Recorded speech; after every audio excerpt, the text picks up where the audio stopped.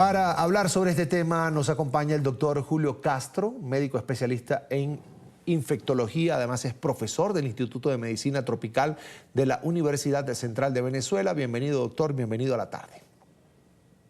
Gracias, Carlos, un placer estar con ustedes. Bienvenido. Que se haya registrado, doctor, un caso de polio en mayo, tengo entendido, de este año en Venezuela.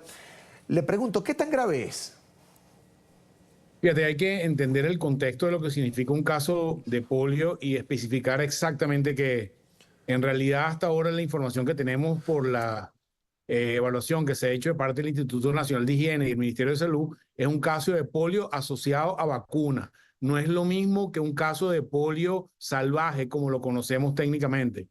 En el caso de este niño, es un caso pediátrico, un niño que había recibido 2 vacunas de polio intramuscular y posteriormente cuando le toca una campaña de vacunación con polio oral, hace lo que se conoce en el término médico como una parálisis flácida, es decir, tiene debilidad de los músculos de las piernas y ahí inicia un proceso de denuncia obligatoria que se inicia el proceso de investigación. Y hasta ahora la información que se tiene por el estudio que se hizo del virus del niño es que estaba asociado a la vacuna, esa vacuna oral es con virus vivo atenuado y hay una probabilidad de 1 por 2.4 millones de vacunados de que se produzca un caso de polio. La información hasta ahora, eso es algo que requiere meses de evaluación, es que el caso de la parálisis flácida estuvo asociado a esa vacuna de polio oral.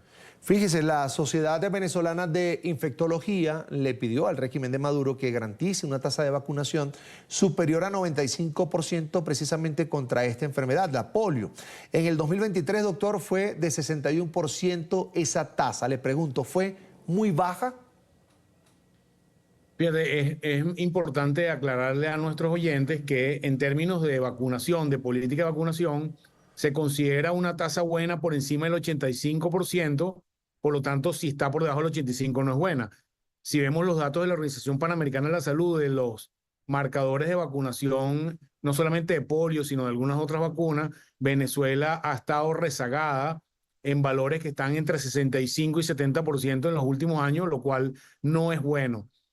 Ojo, esto paralelo al tema del caso de polio, ¿ok? No podemos conectar una cosa con la otra, pero es imprescindible que Venezuela, al igual que los países de la región, trate de llegar, que en algún momento estuvo, en valores cercanos al 90%, porque en lo que tú tienes esa barrera de por encima del 90%, se produce un fenómeno en el cual abortas la circulación de algunos agentes infecciosos. En el caso de polio es particular. O sea, si tú logras alcanzar una cobertura cercana al 90%, vas a detener la circulación no solamente de polio salvaje, sino de también disminuye la probabilidad de alguna forma de polio vaccinal. ¿Qué tanto está haciendo el Ministerio de Salud por la inmunización de niños en Venezuela? Y aquí hablo, doctor, en lo general, no solo de la polio. Fíjate, yo no puedo hablar por el ministerio porque yo no soy vocero del ministerio. Yo hablo como un científico, un médico venezolano que ve datos que reporta la Organización Panamericana de la Salud y lo que vemos son que los datos de cobertura son, como dije, por debajo de lo óptimo. Entonces, nuestro llamado como médicos venezolanos es a que se tiene que hacer lo que se tiene que hacer para tratar de mejorar esa cobertura.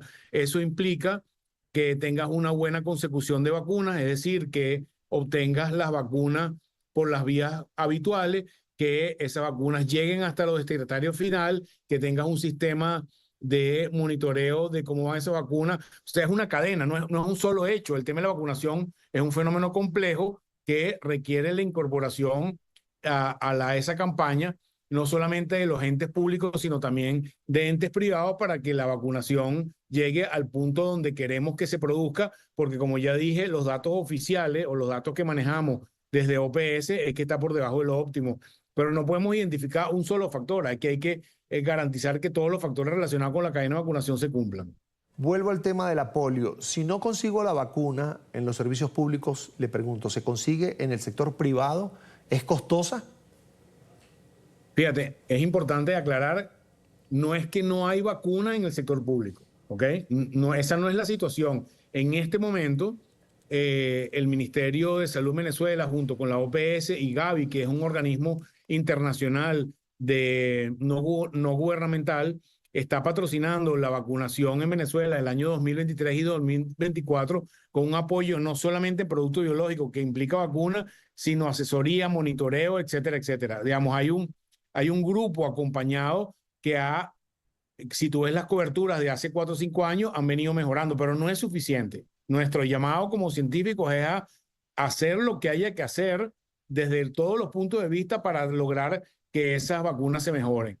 Hay un sector en Venezuela que está, digamos, que tiene la capacidad de pago de vacunas y este sector es relativamente pequeño, quizás está, no sé, no hay números exactos, pero puede estar un 10, un 20% de la población general que busca la vacuna por la vía privada, que también existe, pero insistimos que el grueso de la vacunación de los venezolanos va por la vía del programa ampliado de inmunizaciones que llamamos en Venezuela el PAI, y es a lo cual se apunta a que las coberturas deberían llegar hasta allí en los números que ya comenté. No ha sido óptima la vacunación en Venezuela en los últimos años y le quiero consultar si tal vez podría ser porque la familia venezolana en promedio, en medio de tantos problemas en diferentes áreas de la vida cotidiana, se ha relajado con aquello de la vacunación de los niños.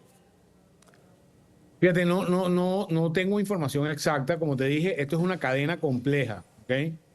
En este momento no hay déficit de producto biológico. Quizás hace un par de años, cuando estábamos en la situación en el 2018 y 19, que la situación en Venezuela económica era más compleja que lo que es ahora, ya había dificultad de producto biológico. En este momento no hay, pero ahí tú puedes sumar, porque es un fenómeno que no solamente está pasando en Venezuela. El tema de la pandemia hizo que la capacidad de la gente de movilizarse a conseguir la vacuna se ha visto afectada. Hoy en día es un hecho en América Latina, menos gente se está vacunando que antes de la pandemia. O sea que hay un impacto de la pandemia sobre la capacidad de los sistemas de llevar a la gente a vacunar, porque los movimientos antivacunas han tenido un efecto negativo sobre los aspectos de vacunación. Pero aquí tiene que ver no solamente ese aspecto, también tiene que ver con la divulgación de campañas, con la insistencia de los gobiernos nacionales y subnacionales en promover las campañas de vacunación, la capacidad o la incapacidad que tienen las comunidades de moverse en las campañas de vacunación. Hay un problema de dificultad, por ejemplo, con el tema de combustible en el interior del país que puede afectar esto. O sea que hay una serie de factores, no hay un solo factor que nosotros podamos imputar para el tema de la baja cobertura. Hay aspectos logísticos complejos relacionados con llegar a poblaciones vulnerables que están en el interior del país, en poblaciones alejadas. O sea que hay una serie de circunstancias que hay que subsanar, pero tenemos que abocarnos todos, cada uno en nuestras responsabilidades, a tratar de que esa cobertura mejore lo antes posible. Es un tema urgente. Finalmente, doctor Castro, ¿cómo están funcionando esos centros de salud para niños en Venezuela? No hay números sobre eso. Una de las dificultades que tenemos es que la disponibilidad de información de la Red Epidemiológica Nacional está muy comprometida desde el año 2017. No se produce el boletín epidemiológico semanal, que es uno que daba información sobre cómo estaban funcionando las enfermedades de denuncia obligatoria y también los centros. Yo no conozco información de la atención ambulatoria. Nosotros manejamos a través de la Encuesta Nacional de Hospitales, que es una iniciativa no gubernamental, de cómo funcionan los grandes hospitales. Pero cómo están funcionando los centros de atención primaria de salud es algo que no podemos decir mal o bien, porque no hay una información exacta y no nos gusta hablar por lo que sentimos, sino más bien por información auditable. Y nosotros conocemos la información de los hospitales, pero no tenemos información exacta sobre los centros de atención ambulatoria. Es el